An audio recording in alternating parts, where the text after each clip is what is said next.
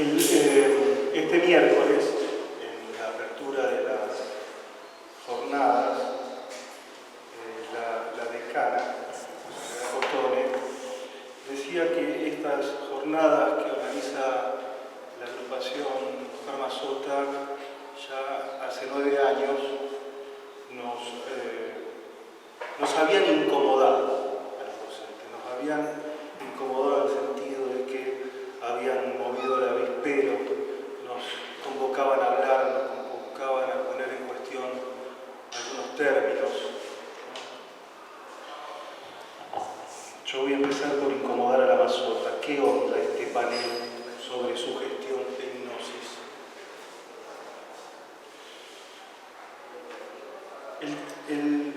La idea de la sugestión en el ámbito del consultorio psicoanalítico es tautológica. Freud es claro en esto. Yo no estoy de acuerdo con esa diferenciación que hiciste. No es la de Freud.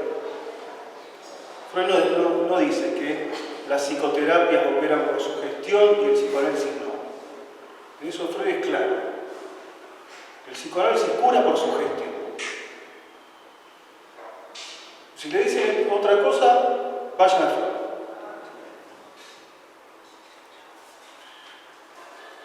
Los resultados del psicoanálisis se basaron en la sugestión. Esto lo dice Freud en sus escritos técnicos.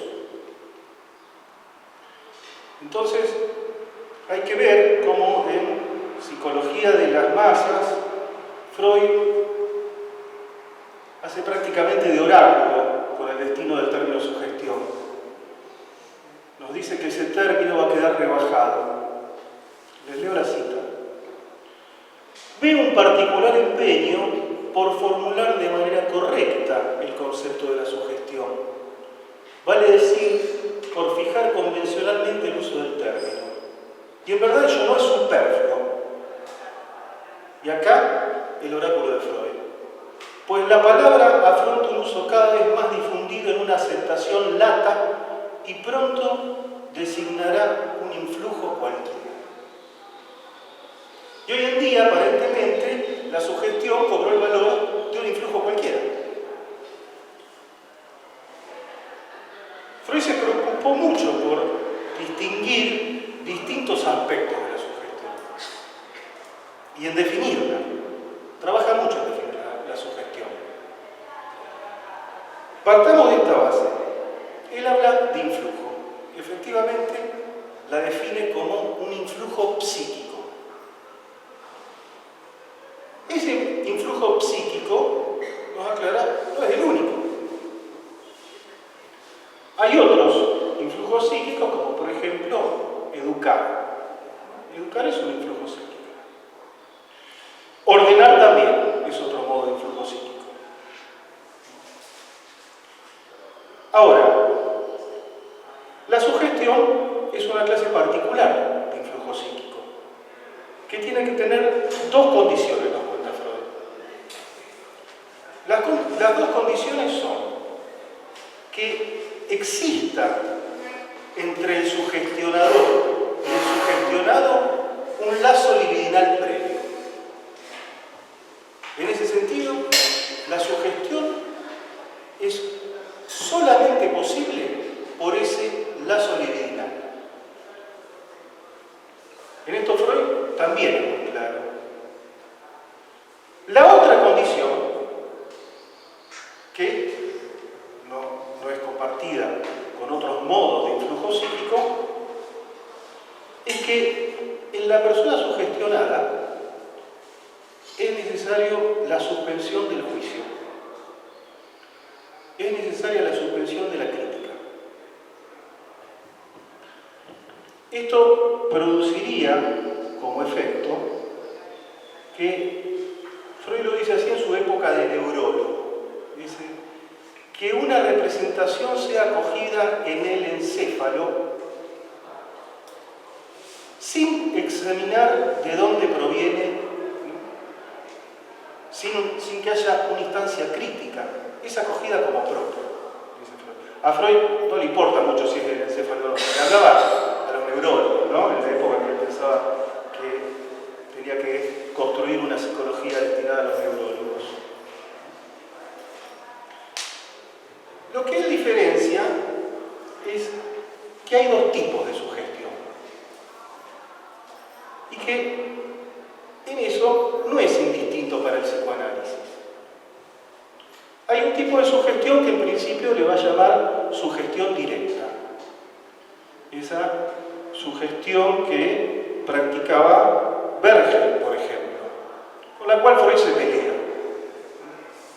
Incluso dice que esa sugestión tiene cierta violencia. Ahora, él plantea que también hay una sugestión indirecta. ¿De qué se trataría esa sugestión indirecta?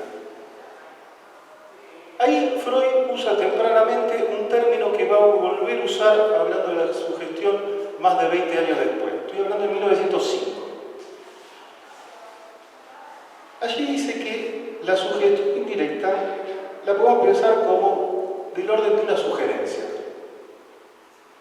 Pero esa sugerencia, dice, lo que hace es despertar una serie de procesos psíquicos. Funciona como un disparador. Y se sirve de las asociaciones del paciente. En ese sentido, nos aclara, lo que funciona allí más bien es un disparador que efectúa en el paciente una autosugestión.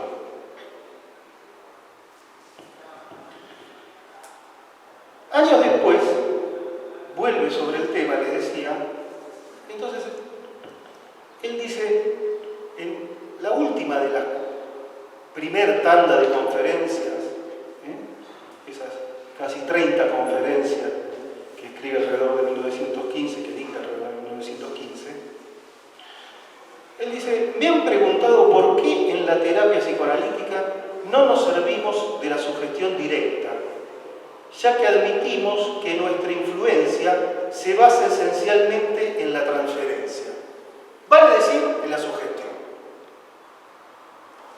Esa equiparación de la sugestión y la transferencia no es la única que va a hacer Freud. Sin embargo, son términos que tenemos que distinguir. Ahora bien, distingamos esto. Sugestión no es equivalente a transferencia. Pero lo que nos va a decir Freud es que no va una sin la otra. Pero también tenemos que aclarar algo que está muy difundido, que la sugestión no se opone a la transferencia. Ahora, obviamente me estoy refiriendo a esta versión de la sugestión que defiende Freud, que es la que le llama indirecta. En esta época, la diferenciación que va a hacer, que va a empezar a trabajar, va a ser entre la sugestión hipnótica y la sugestión psicoanalítica, o sugestión analítica. La diferencia entre la sugestión hipnótica y la psicoanalítica sería la siguiente. La terapia hipnótica busca encubrir y tapar algo en la vida anímica. La analítica, sacar a la luz, remover algo. La terapia analítica hinca más hacia la raíz, llega hasta los efectos de los que han nacido los síntomas y se sirve de la sugestión para modificar el desenlace de esos conflictos. Se sirve de la sugestión en los términos que mencionábamos antes. Que la intervención del analista, en este caso, dispararía, aprovechándose de las asociaciones del paciente, procesos psíquicos que están destinados a modificar los conflictos. Entonces, él aclara que es importante la intervención del analista, ¿no? Dice que se saca gran provecho del poder de la sugestión. Eso está en nuestras manos, dice Freud. No es el enfermo el que por sí solo se sugiere lo que le viene en gana, sino que guiamos su sugestión. mismo en que él es asequible a su influencia. La influencia se vuelve a referir a esta idea de que se trata de un influjo. Ahora bien, acá la cuestión es la sugestionabilidad y, me adelanto, del neurótico. Quien es sugestionable es el neurótico porque la constitución subjetiva misma de la neurosis incluye esa sugestionabilidad. Si la sugestión tiene como condición ese aceptar representaciones, incorporar representaciones sin juicio, sin instancia crítica, ¿no les parece que de algún modo de eso es de lo que habla Lacan cuando nos dice que el sujeto se constituye en el campo de los significantes? Hay un término muy lindo que usa en un artículo Osvaldo Delgado, que hace una especie de juego de palabras, y dice que en su constitución el sujeto se sugestiona. Y usa el término sugestiona con J. Los significantes golpean al sujeto en su sugestión. Ahora, ¿por qué queda un remanente de sugestionabilidad?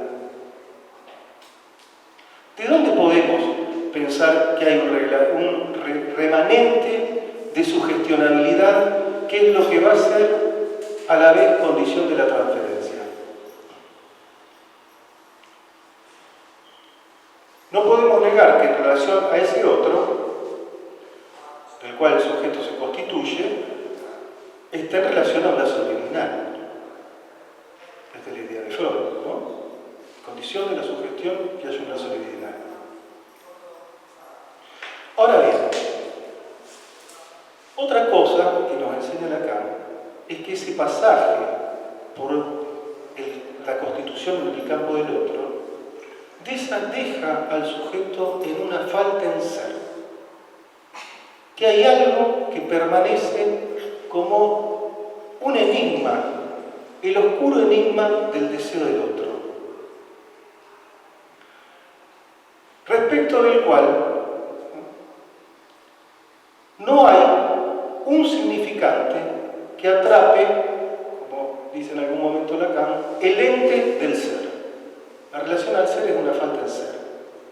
Y ahí viene un acto de fe, que es lo que el profesor Junípero decía como fe en el Padre.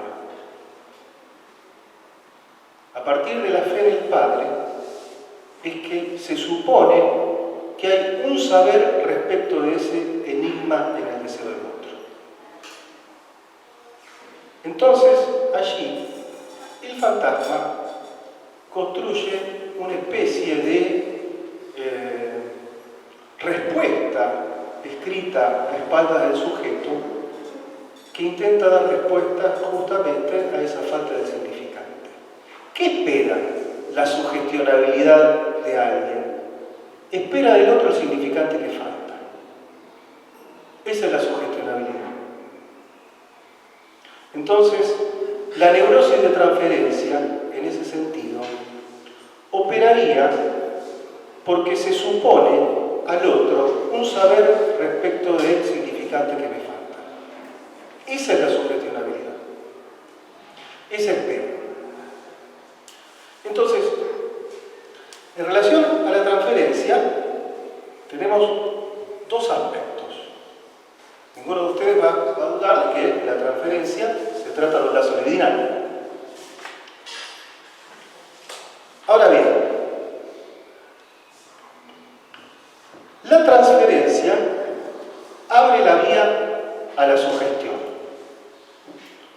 Es una de las condiciones previas de la sugestión, dice Freud, que haya un lazo libidinal previo. Pero por otra parte, es la sugestionabilidad del paciente esa espera de un representante que falta, lo que abre la vía a la transferencia, en términos de suponerle un saber al otro. Pero además, hay algo que nos enseña Freud, que es que nosotros tenemos una regla fundamental, y que para que el trabajo psíquico que necesita hacer el paciente, para que pueda hacerlo, es necesario que opere una sugestión. ¿Qué quiere decir esto? Él enuncia la regla fundamental en dos lugares, en más en realidad, pero la descripción técnica está en dos lugares. El primer lugar es curiosamente cuando usaba el método catártico, ese método para el cual había inventado ese artilugio de presión en la frente. Está en estudios sobre la histeria eso. Vuelve en sus escritos técnicos a describirnos las mismas condiciones. Y lo hace esta vez en relación a la regla fundamental. Ahí Freud lo que va a decir es que el paciente, para poder hacer el trabajo de la asociación libre, lo que necesita, la condición, es justamente la suspensión del juicio. Freud está pidiendo claramente una apertura a las condiciones de la sugestionabilidad. Entonces, le dice claramente al paciente, usted va a decir todo lo que se le ocurra sin esgrimir ninguna crítica. La crítica, el juicio, es algo que va a quedar en suspenso. Esto posibilita el trabajo con esa transferencia. Freud sí está en desacuerdo con lo que llama la sugestión directa o la sugestión hipnótica, porque con lo que se encuentra ahí es que la neurosis resiste y esa sugestión directa no tiene efecto sobre la neurosis, no cura. Ahora, la llamada sugestión analítica, sí. ¿Cuál sería la idea de Freud? ¿Por qué nos encontramos con que cae la transferencia? Lo que cae, en realidad, es la sugestionabilidad y por ende la transferencia. Lo que cae es que el paciente pueda hacer un duelo que implica un pasaje por la castración. Puede hacer un duelo en relación a no ser el falo que falta. Hacer ese duelo sería hacer una sesión en la sugestionabilidad. Ahí nos encontramos con que el análisis termina. La transferencia no tiene posibilidad de ir. Cae porque ya no se espera más que el otro sepa de aquel significante que me falta para nombrar. Bueno, hasta ahí lo que les quería comentar.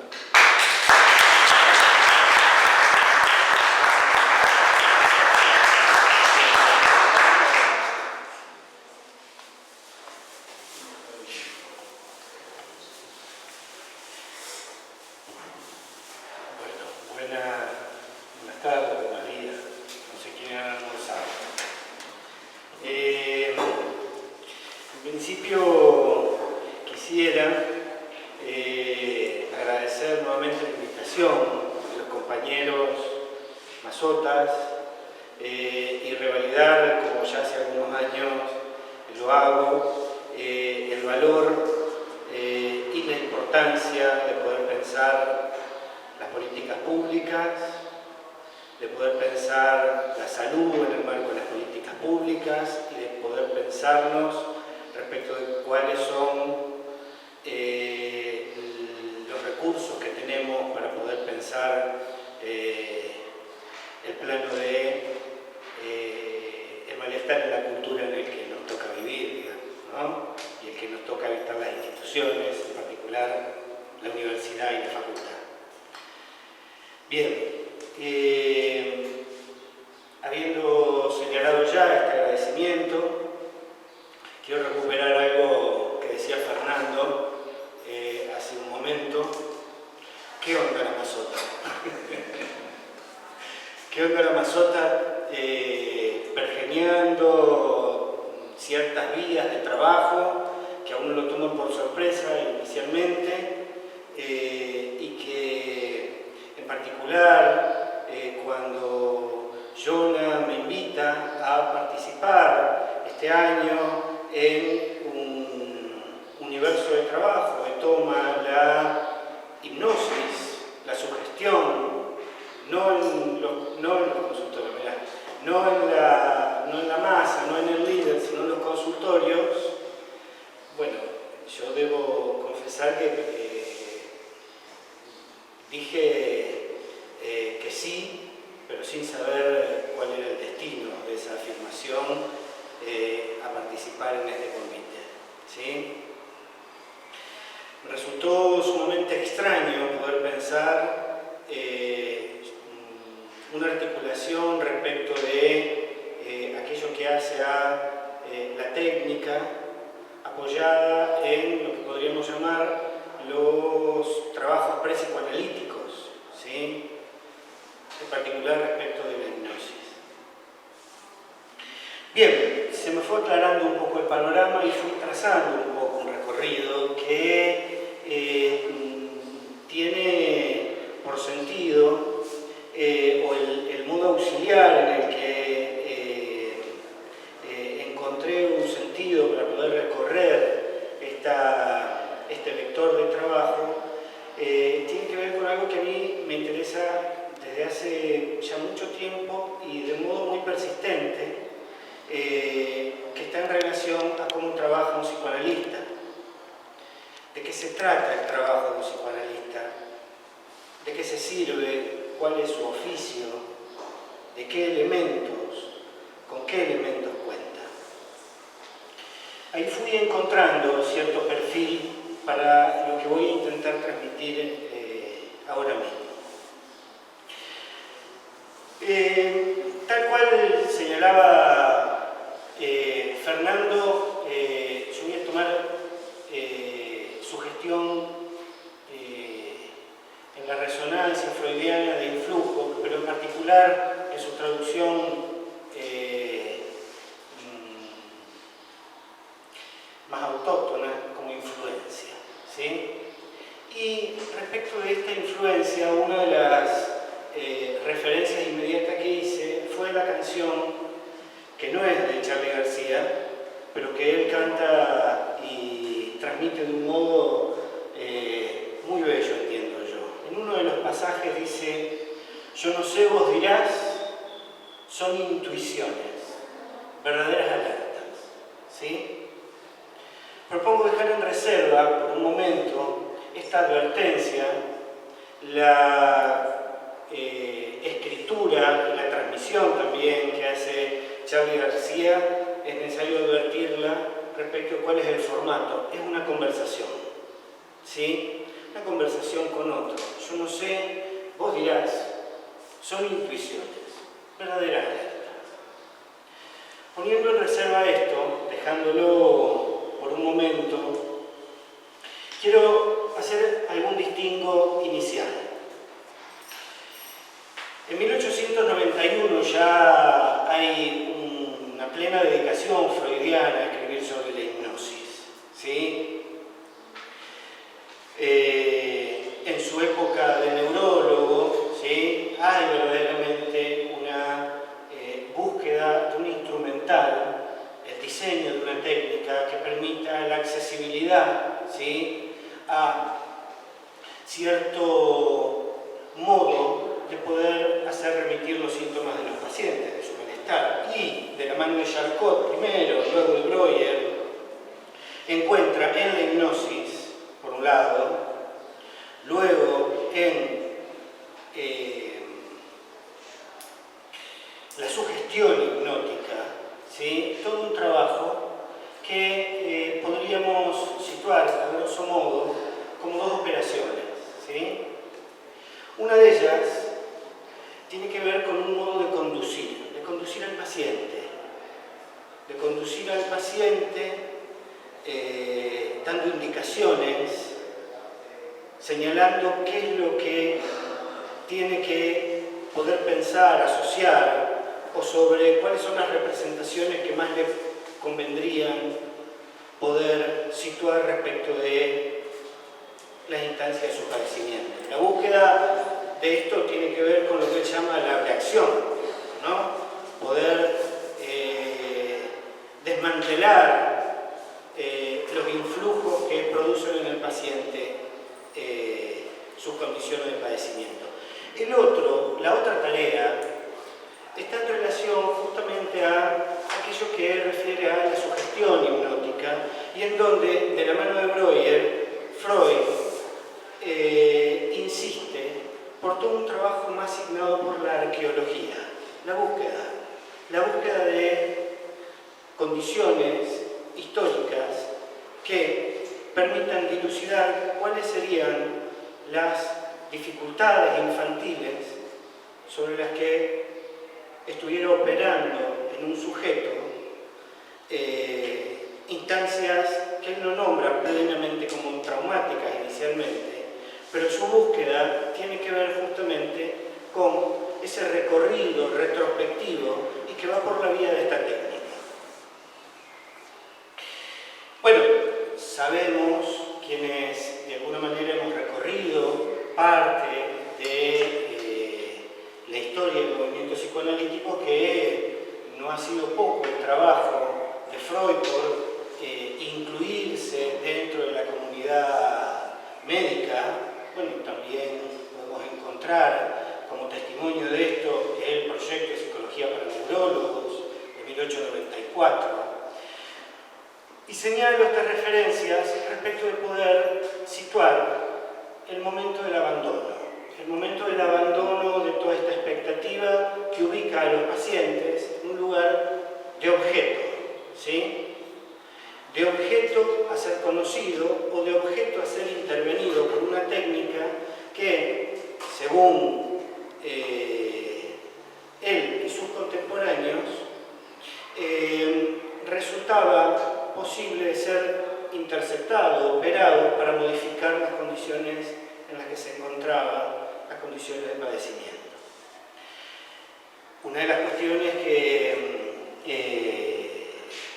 podríamos situar allí es que el desertar, el abandonar la expectativa sobre la eficacia de estas técnicas es lo que permite construir una dimensión técnica bien distinta, que es, bueno, diríamos, la piedra angular, el punto de partida de un nuevo modo de constituir el dispositivo y el encuadre.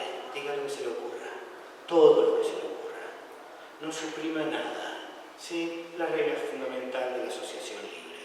Este no es solamente una invitación aislada, es verdaderamente, y aquí me parece importante cargar suficientemente las tintas, con que aquí hay un punto de viraje epistemológico fuertísimo, porque aquí de lo que se trata es de aquello que se constituye en el orden de un modo de trabajo en donde ya no hay unos interviniendo sobre otro, sino un trabajo de a dos. Dicho esto, me parecía importante, habiendo advertido toda esta labor y todo este trabajo que podríamos llamar, algunos autores lo señalan como toda una época preanalítica, poder situar coordenadas que tienen que ver ya con la sugestión como influencia. Y como influencia, como influjo, como influencia, en donde, tal cual fue dicho hace un momento por Fernando, lo comparto plenamente, lo recupero, no son equivalentes influencia, influjo con transferencia, más no podríamos pensar que no podría haber condiciones de posibilidad en aquello que hace la gestación transferencial en un trabajo analítico si no hubiese influjo de influencia en curso. ¿Sí? A mí me parece imprescindible poder situar esto respecto a cuál es el tratamiento de esas influencias, cuál es el tratamiento de ese influjo, cómo, y aquí recupero aquello que señalaba hace un momento, cómo es ese material tratado por el analista.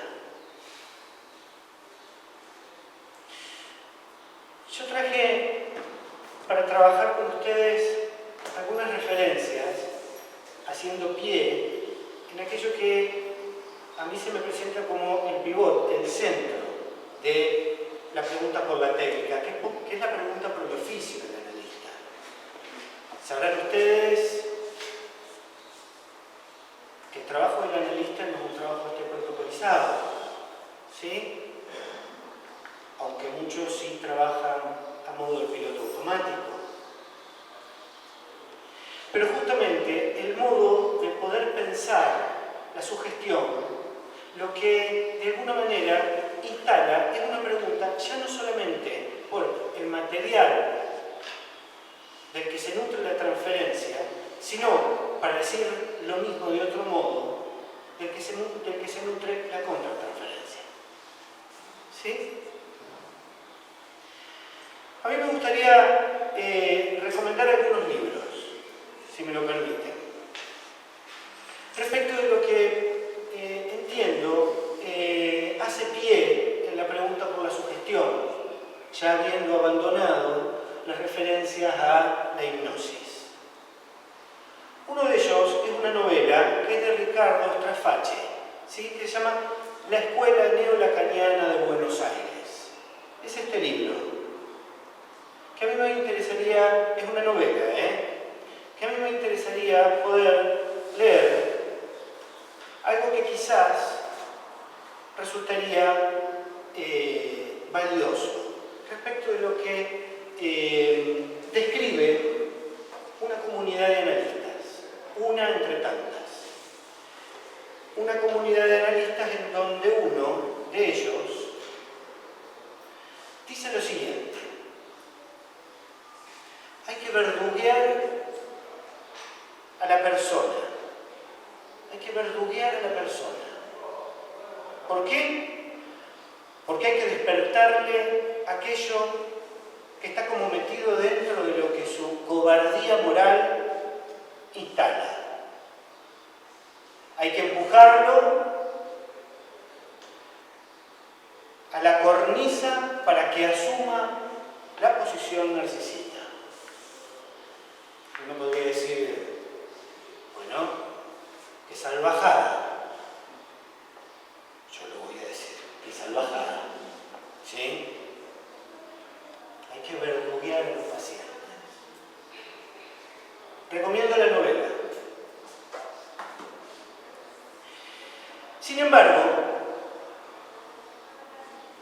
esto que parece, o esta novela que de alguna manera construye un relato acerca de el modo de pensar la técnica,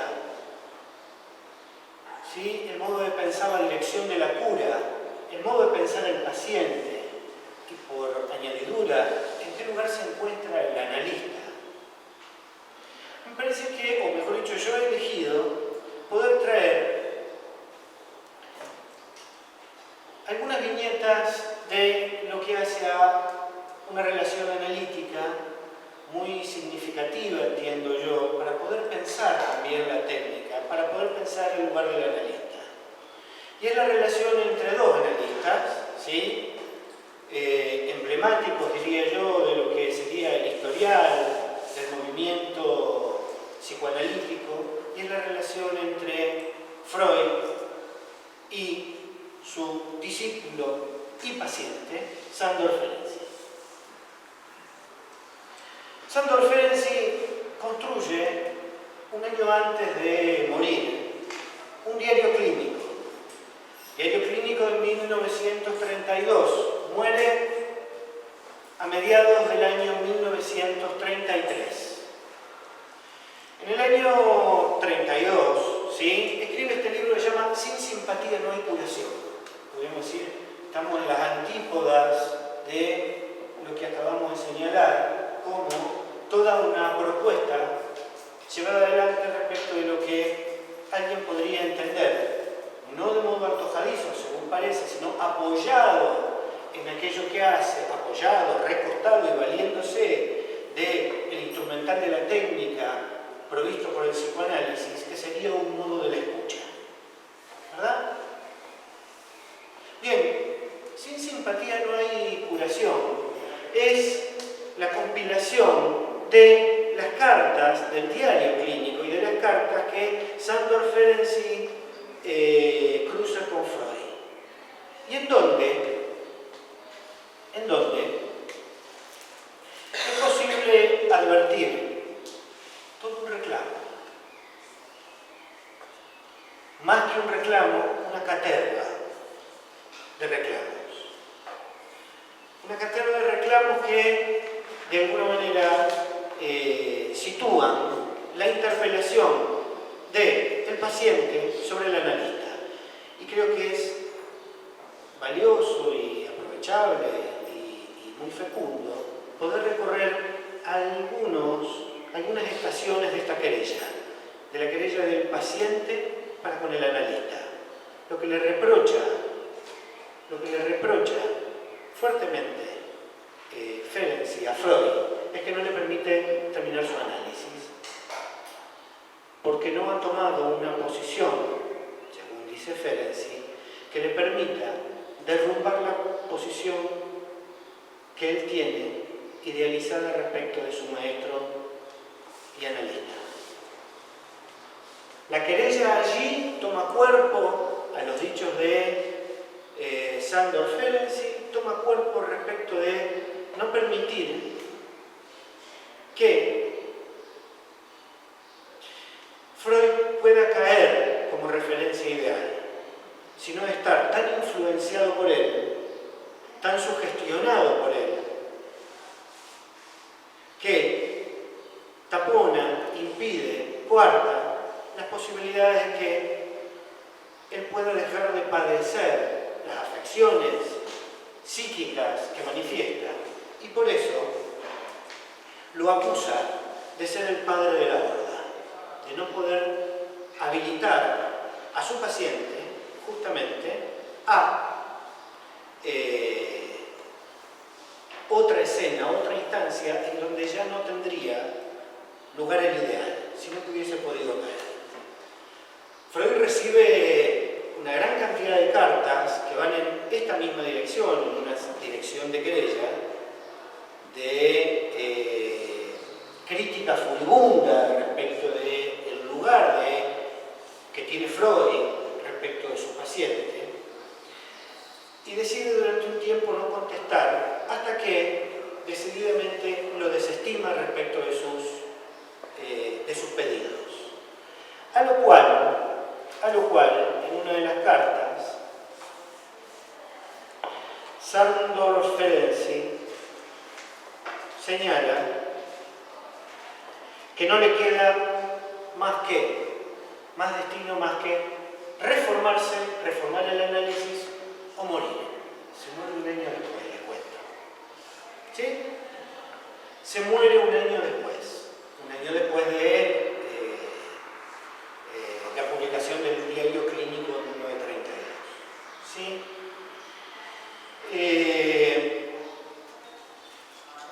Estaría buenísimo tener una posición distinta para poder haber asistido al diario clínico de Freud de modo exhaustivo, para poder ver cuáles han sido las vicisitudes, ¿sí?, de la dirección de la cura, ¿sí?, de Freud. No podemos evaluar, o al menos yo no puedo hacerlo, si Freud ha podido conducir éticamente y con un sentido de abstinencia todo el trabajo con Ferenczi. Más el material que a mí me permite trabajar la idea de sugestión tiene que ver con aquello que está más en relación a la pregunta por los embates que se suceden en un trabajo de análisis durante la dirección de la cura. contracorrientes transferenciales, ¿verdad? El sentido hostil que tiene un trabajo de análisis en algunos pasajes. Y cuando digo pasajes, no lo hago equivalente a momentos breves, en algunos pasajes, dure el tiempo que dure, ¿verdad? En ese sentido yo me hacía algunas preguntas, ¿sí? ¿Cuánto podemos nosotros, como analistas, soportar, alojar aquello que hace el motor, uno de los motores del trabajo de análisis, que es la sugestión y lo que ella engendra, lo que ella provoca, los monstruos que ella provoca? ¿Cuánto?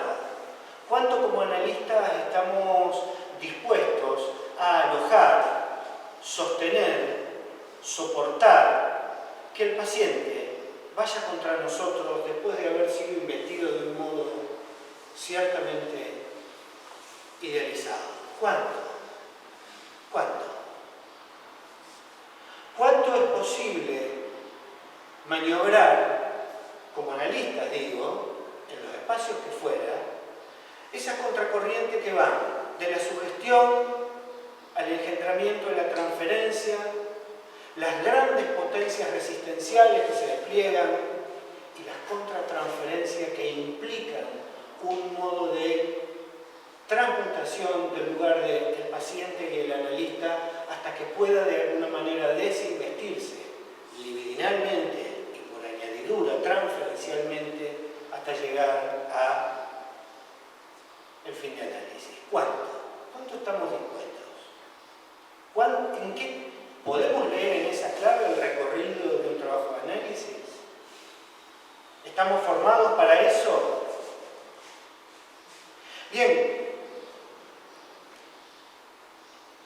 el gran valor, entiendo, del trabajo de Ferenczi está en explicitar verdaderamente sus querellas infantiles, porque además lo declara, lo escribe, lo envía por correspondencia. No es que se lo guarda de modo pudoroso, no es que funciona allí un dique que decide resguardar y guardar en el universo de la vergüenza. No, lo pone a trabajar, lo transmite, lo hace público. Como nota al pie podríamos decir, lo hace público, bueno, lo que Ernest Jones, como biógrafo de Freud, después hace con esos insumos es verdaderamente una crueldad enorme, pero solo como nota al pie. Quería señalar, volver, mejor dicho, a esta ruta que me parece que está en relación a la pregunta por la sugestión en aquello que hace al trabajo, en los ámbitos en donde nosotros nos autorizamos a trabajar. Y está justamente significado en relación, bueno, a no solamente este contraste de una comunidad de analistas decididamente crueles, salvajes, diría yo, y otra comunidad de analistas, ¿sí?, referido a o identificados o nucleados en relación a todo un modo de pensar el transcurrir de un trabajo de análisis significado ahora sí por el carácter indispensable de la simpatía y del análisis mutuo, ¿no? Esto que señalaba Ferenczi, de que ante determinado punto de estancamiento del paciente, el analista tenía que ofrecer parte de su biografía. De ese modo destrababa, ¿sí?, ciertas condiciones fuertemente constituidas respecto a las dificultades del paciente y que esto de alguna manera hacía más viable el trabajo de análisis. Hay un esfuerzo enorme por legitimar eso que él llama el análisis mutuo.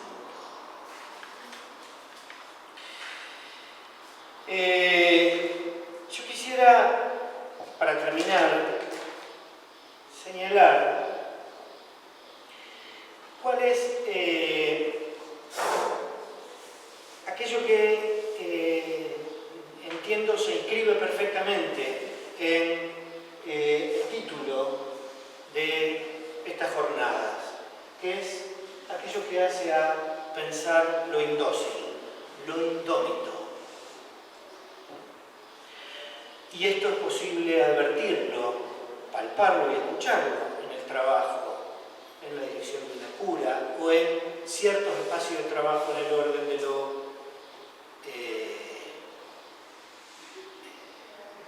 ciertas experiencias en el campo de lo social.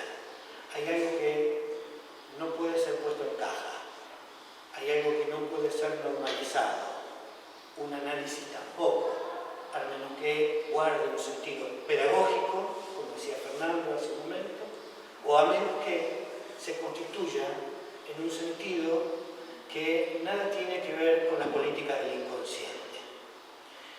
Por último, quiero leerles un extracto, mejor dicho, de la carta que Freud escribe a propósito de la muerte de Sándor Ferenczi. Freud dice, 1933, Freud dice: fue distanciándose y construyendo una labor solitaria, dedicándose a la imperiosa necesidad de curar y socorrer al enfermo que había tornado omnipotente en él. De sus inagotables fuentes afectivas, llególe la convicción de que se podría alcanzar mucho más con nuestros enfermos, dándoles en medida suficiente el amor que anhelaron tener en su infancia. Bueno, me parece importante poner de manifiesto la pregunta por el amor, porque como todos sabemos, el camino al infierno está plagado de buenas intenciones. Bueno, muchas gracias.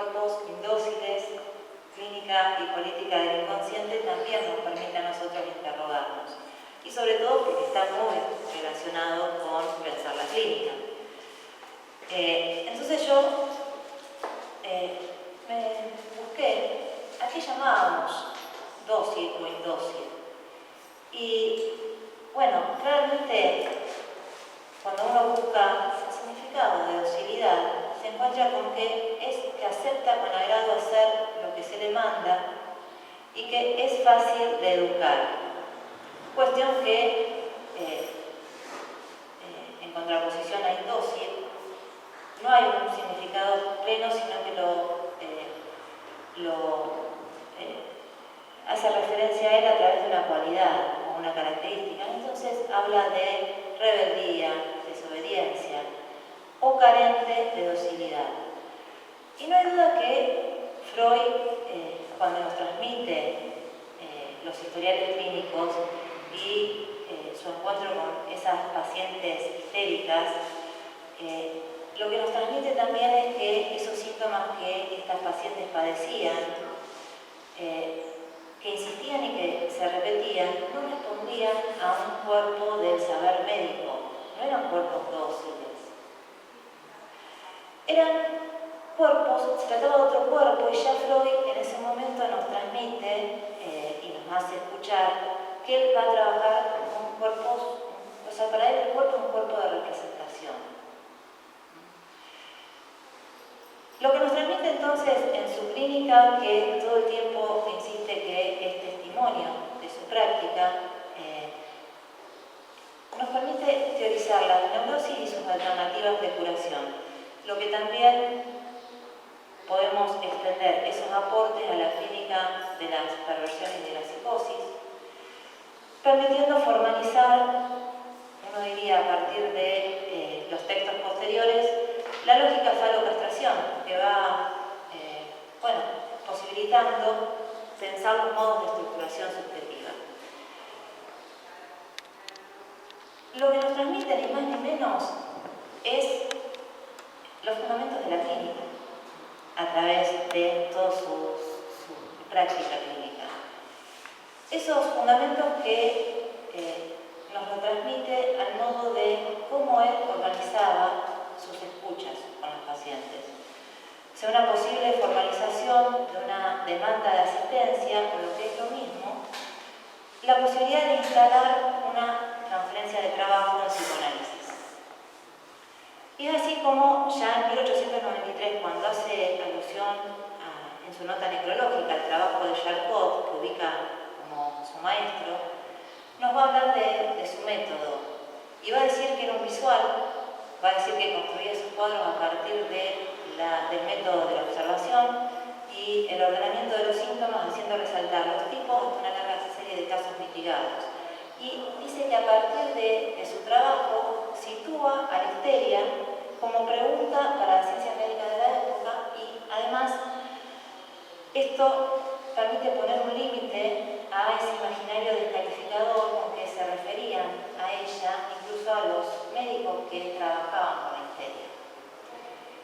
Freud, no hay duda que en su transferencia de trabajo con Charcot en la interrogación de las neurosis histéricas y los límites que encuentra en la hipnosis y la sugestión, esto le permite pasar de ese campo clínico centrado en la mirada a nuevo campo clínico que él mismo inaugura, centrado en la escucha de sus pacientes.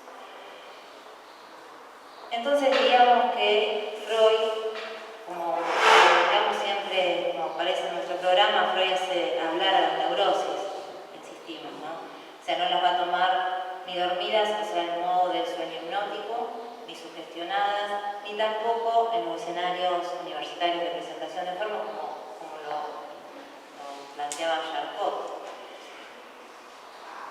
Ahora, sí las va a implicar en un análisis de su propia producción discursiva, ¿sí?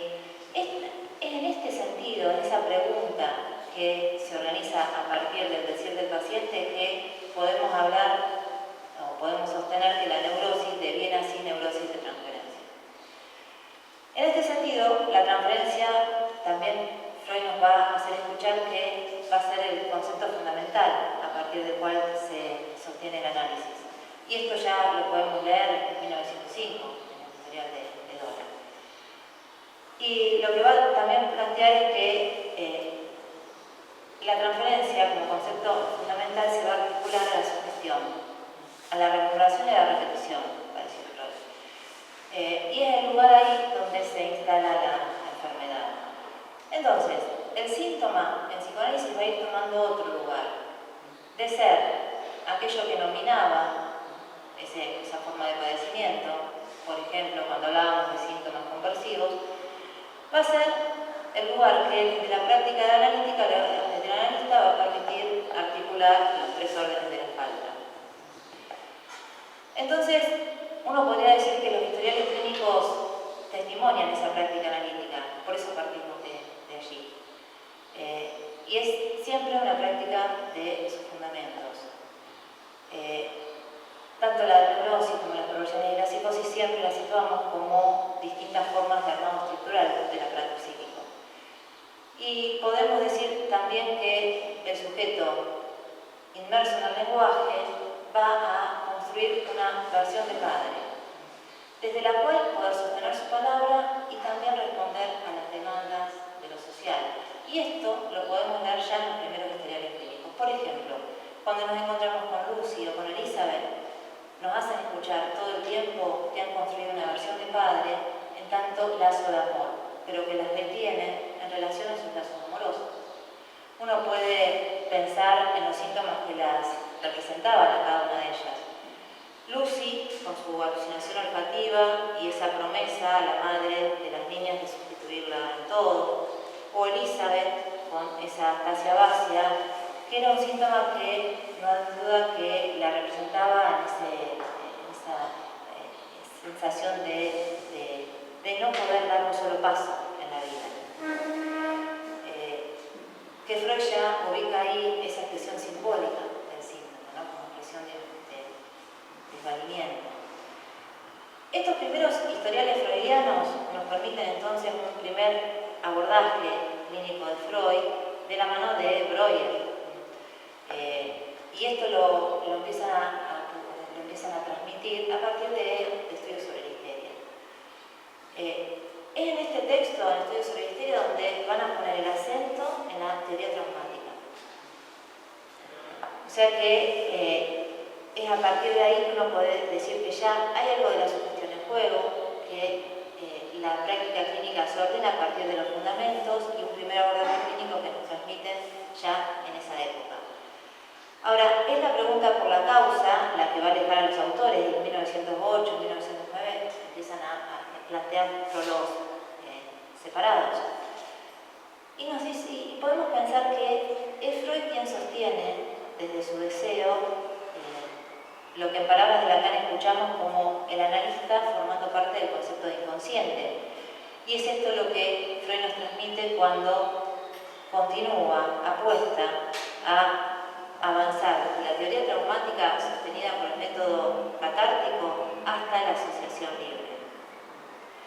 Ahora, la pregunta que podemos hacernos es por qué Breuer no puede sostener la transferencia de trabajo con su paciente, con Ana O. Porque el historial de Ana O sabemos que es el primero de una larga serie de historiales que aparecen en estudios sobre la histeria. Pero también podemos decir que viene de la época preanalítica, porque lo ubicamos previo incluso a la experiencia con Charcot. Breuer le va a comentar a Freud sobre las dificultades que encontró en una paciente joven de 21 años que, a partir de la enfermedad y posterior muerte de su padre, había contraído neurosis histérica. En el historial va a comentar una serie de síntomas que padece esta muchacha, y son muchos. Digo algunos: parálisis rígida del brazo y pierna derecha, acompañada de anestesia, perturbaciones en el movimiento de los ojos, alteraciones de la visión, tos nerviosa, repugnancia a los alimentos, incapacidad para beber, disminución en la capacidad de hablar, no entendía la lengua materna, hablaba solo en inglés, delirio, estados de ausencia, enajenación, alteración de la personalidad. Cuando estados de ausencia y alteración psíquica murmuraba algunas palabras, Breuer intentaba una especie de hipnosis. Le repetía esas palabras para que la paciente pueda asociar con ellas. La joven lo hacía, empezaba a asociar, empezaba a relatar fantasías o sueños diurnos relacionados todos con el momento del cuidado del padre enfermo.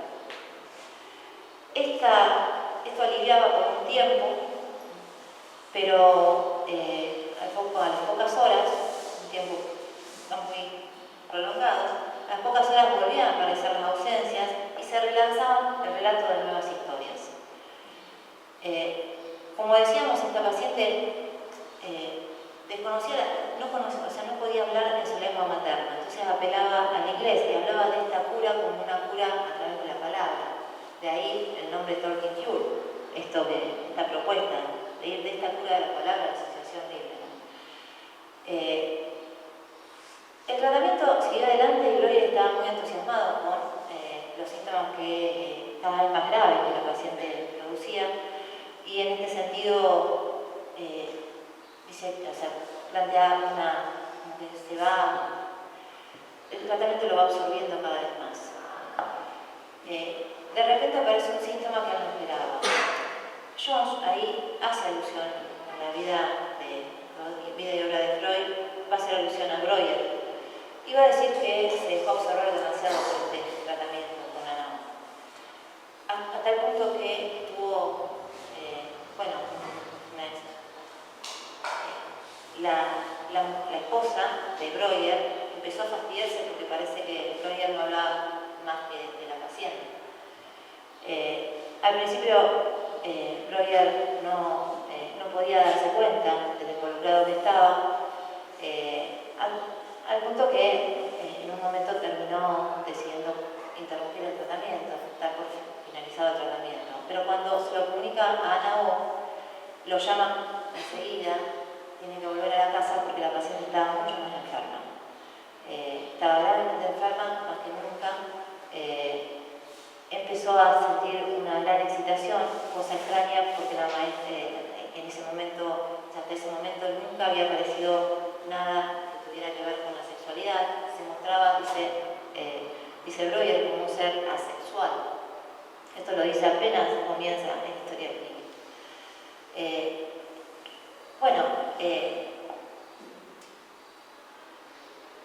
Cuando llega a la casa, en ese estado que le encuentra Ana O de gran excitación, además empieza a sentir muchos dolores la paciente.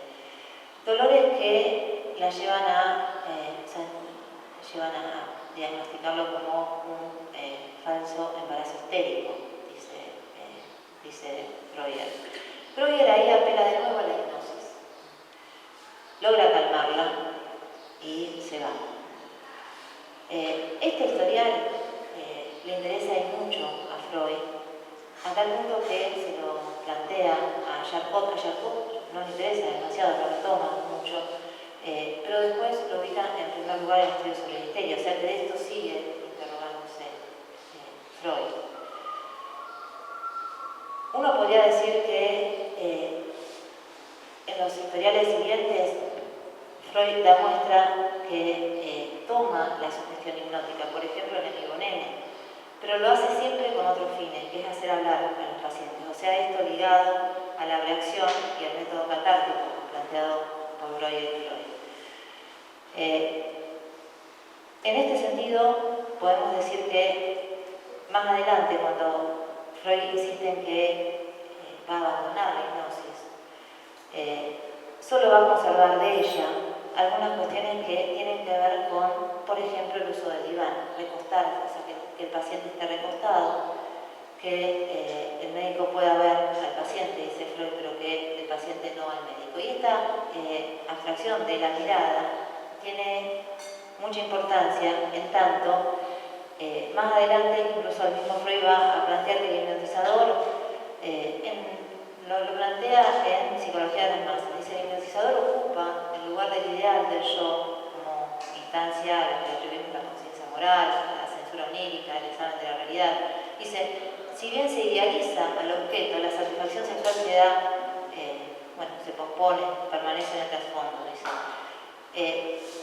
La regla fundamental y el uso del diván en Freud van a proponer una manera de evitar hablar a los pacientes, pero contrariamente a la hipnosis,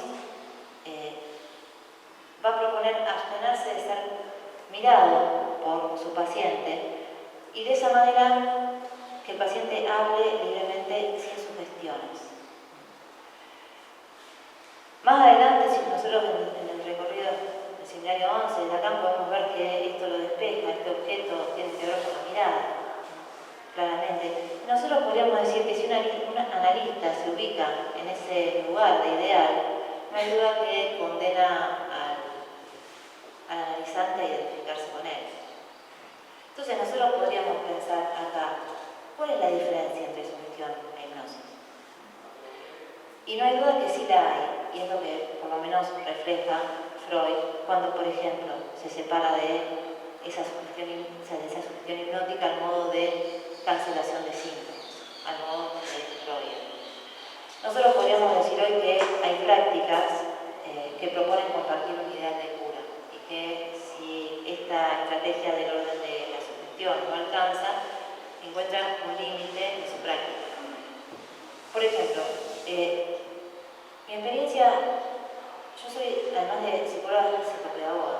O sea, empecé a estudiar psicopedagogía cuando nosotros trabajábamos con niños, en realidad se trabaja con chiquitos con algunos problemas en lo que se supone aprendizaje.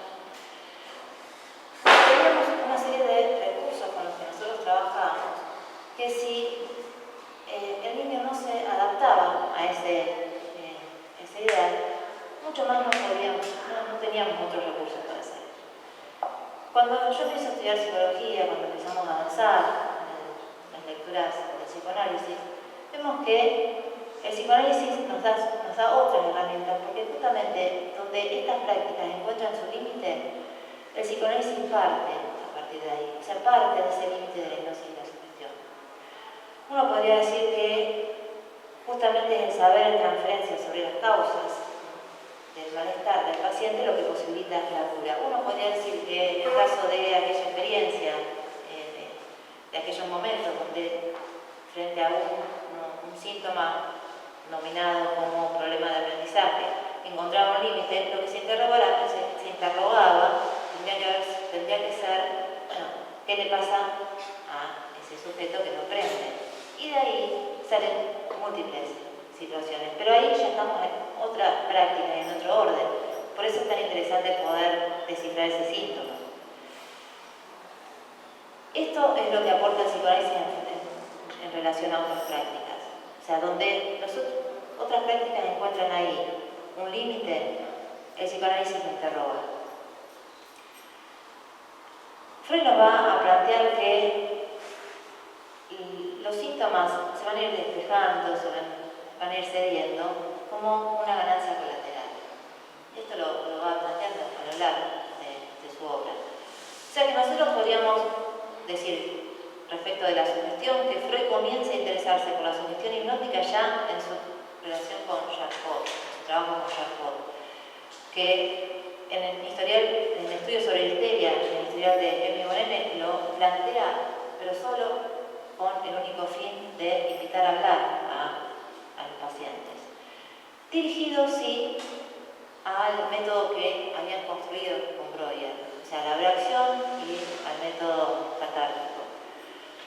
Pero en la práctica, a medida que vamos avanzando, uno puede decir que el abandono de la hipnosis no significó necesariamente el abandono de la sugestión, y eso lo podemos ver en un montón de textos de Freud que tienen que ver con el amor de transferencia, dinámica de la transferencia, recordar lo que quiere elaborar.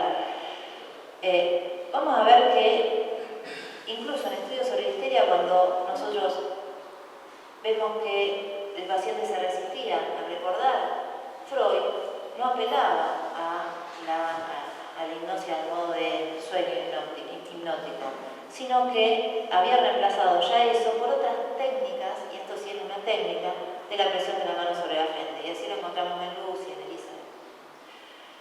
La sugestión va a ir tomando diferentes formas a lo largo de toda la teorización freudiana.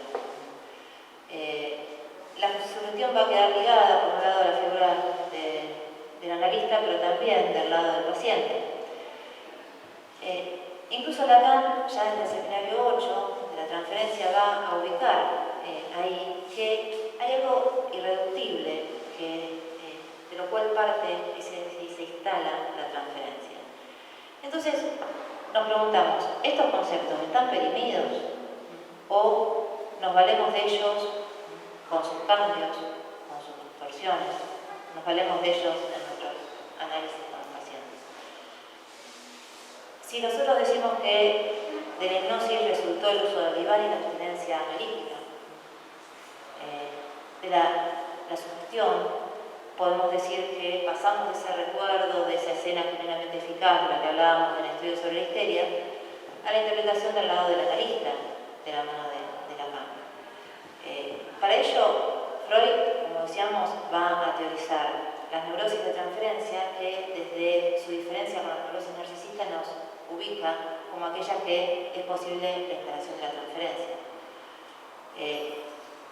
Por otro lado, a medida que vamos avanzando en su recorrido, podemos decir que después de 1920, con la introducción del concepto de pulsión de muerte, con análisis terminable e interminable, Freud nos va a hablar ya de ciertas resistencias, ya del lado del analista, y cómo la transferencia ya va tomando otro sesgo.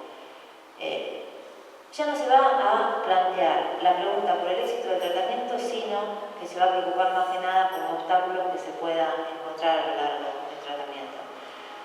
Entonces, podríamos decir que tenemos la resistencia, el amor de transferencia, la repetición, en estos textos que nombramos, y la reproducción de Freud, que no la podemos equiparar a la interpretación. Uno podría decir que esa resistencia del lado del analista que vemos en el análisis terminable e interminable lo liga a la transferencia, y también nos habla de esa roca, dice roca de la castración, difícil de superar. Lacan va a sostener entonces que en la transferencia no se trata de reeditar esos otros parentales en la figura del médico, sino que él va a plantear el sujeto supuesto saber y nos va a decir ya desde ese seminario de la transferencia que no se ama aquello que no se le supone saber. Esto que podemos empezar a leer ahí, nos permite también preguntarnos entonces de dónde proviene el amor de transferencia que origina la sugestión. Nosotros podríamos pensar a lo largo del seminario 8, seminario 11, pero en la dirección de la cura yo encontré algunas citas que nos permite ubicar el lugar que la sugestión tiene a lo largo de un tratamiento.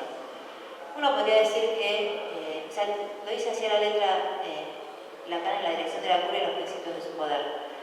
Si el analista interpreta las resistencias, el análisis resulta una sugestión grosera. Dice que la posición proveniente del otro, la de transferencia, o sea, si suponemos que en la persona del médico se reeditan esos otros parentales, terminamos eternizando los análisis. Por otro lado, también toma el análisis de Dora. Dice, cuando Freud implica a la paciente en tratamiento, dice, hasta aquí el camino que se recorre con el otro. Dice, ya la transferencia hizo lo suyo, o sea, hubo amor de transferencia, hubo sujeto supuesto saber, palabra de Lacan. Dice, mostrando que no se trata de las relaciones del yo con el mundo. O sea, no bastaban las razones y las argumentaciones. Dice, él reconoció enseguida que ese era el principio de su poder, en el cual no se distingue de la sugestión. Pero también, por ese poder, no le daba la salida al problema. Se termina planteando solo argumentaciones, sino a condición de no utilizarlo. Pues era entonces cuando tomaba todo su desarrollo la transferencia. Es a partir de ahí, a partir de apoyarse en la sugestión hasta la instalación de la transferencia y después dar lugar a la abstinencia analítica, dejando de lado la sugestión, lo que posibilitaría que el sujeto pueda irse apropiando de aquello que tiene que ver con su deseo. Más adelante va a decir, hay una transferencia, o sea, hay entre transferencia y sugestión una relación. Y es que la transferencia es también una sugestión, pero una sugestión que no se ejerce sino a partir de la demanda de amor, que no es demanda de ninguna necesidad. ¿Sí? Bien, dice, es natural analizar la transferencia, va a ser después, pero la transferencia en sí misma es un análisis de la sugestión. Entonces, lo que nos va a plantear después es que la regla de la abstinencia nos permite a nosotros, por ejemplo, ubicar, pensar, reflexionar acerca del lugar del analista. Y, por otro lado, hace barrera para que no sucumba al engaño del amor de transferencia, como Breuer. Entonces, esto de hacer semblante, que en ese texto que acá lo ubican, esto de la posición del muerto, es alojar, por un lado, para poder relanzar al analizante después en su derrotero por lo que sea. Así que bueno, gracias y claro.